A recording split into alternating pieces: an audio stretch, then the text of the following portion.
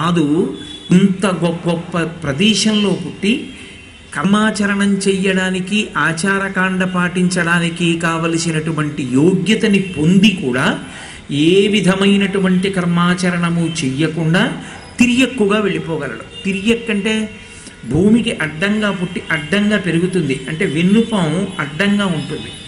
అడ్డంగా ఉండి అడ్డదిడ్డంగా తిరిగేటటువంటి ప్రాణిగా మళ్ళీ కొన్ని కోట్ల జన్మల పాటు పునరపి జననం పునరపి మరణం పునరపి జనని జఠరే శయనం ఇహ సంసారే బహుదుస్తారే కృపయాపారే పాహిమురారే అంటే అంటారు భజగోవిందంలో.